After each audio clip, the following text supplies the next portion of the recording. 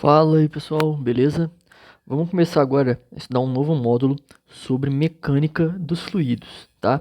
A mecânica dos fluidos, a gente pode dividir ela em duas partes.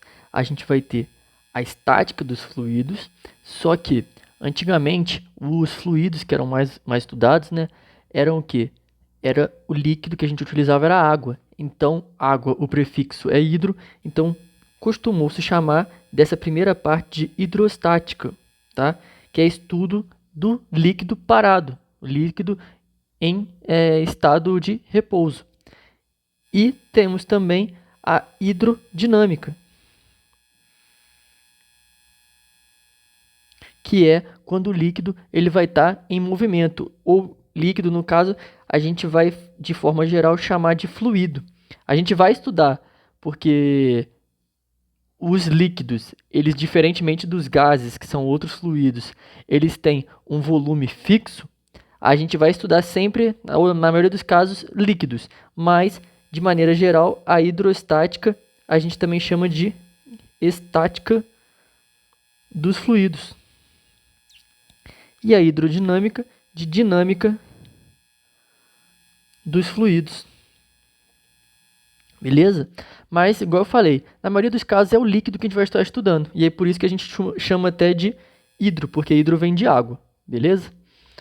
Mas aí, o que é um fluido? Um fluido, ele vai ser o seguinte: toda substância que ela pode fluir, ou seja, que ela pode escoar facilmente, a gente chama de fluido. Então, normalmente, os fluidos que a gente tem, que a gente conhece, é o quê? Igual eu já falei, são líquidos ou os gases. A diferença é que o líquido, né, ele tem o quê? Ele tem volume definido. E os gases não têm volume definido. Como assim, Vitor? Seguinte, se você pegar um líquido, por exemplo, uma água, e você colocar ela numa garrafa, ou então você colocar ela num balde, a mesma quantidade, o mesmo volume, ela vai ter o mesmo volume. No caso, igual eu falei, não vai mudar o volume dela, vai mudar a forma, tá? Então, no caso, os dois tipos de fluidos, como eles escoam facilmente, eles não têm forma definida.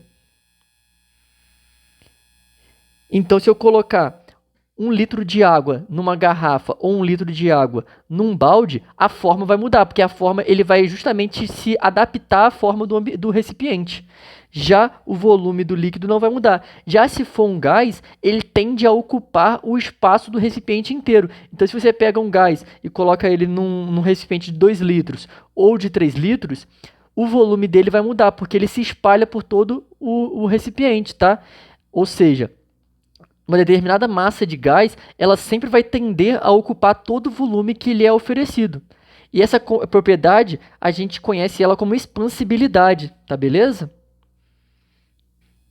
E aí, por isso, a gente diz que a forma de certa porção de gás é a do recipiente que o contém. Então, a forma do gás vai ser justamente o recipiente que está contendo ele, tá? E como eu já havia falado, por apresentar maior utilidade prática, a gente sempre vai dar mais ênfase ao equilíbrio dos líquidos, tá? Porque é mais fácil da gente estudar do que o dos gases. Mas por que isso? Porque no estado líquido, as substâncias elas vão ter, de modo geral, uma configuração estrutural, né, em que as moléculas se mostram notadamente reunidas, diferente do gás, que as moléculas estão mais espalhadas. E aí, por causa dessa característica microscópica, os líquidos eles oferecem grande resistência à compressão, né?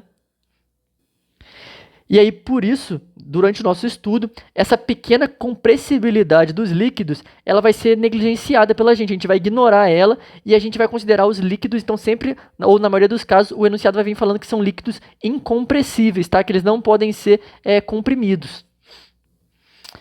E uma última propriedade importante que a gente tem que saber também dos líquidos é que, por exemplo, no movimento de um líquido, vai existir um atrito entre suas moléculas. Esse atrito é traduzido por uma grandeza que a gente chama de viscosidade. Então, por exemplo, a água ela possui uma viscosidade muito pequena, por isso ela vai escoar facilmente, enquanto o óleo ele possui uma viscosidade maior. O que significa isso? É que ele escoa com mais dificuldade. É a mesma coisa, por exemplo, se você tiver uma garrafa com óleo e com água e tentar virar. A água vai derramar muito mais rápido que o óleo demora a escorrer. E essa propriedade a gente chama então de viscosidade. Então, a gente falou aqui sobre a expansibilidade do gás, né?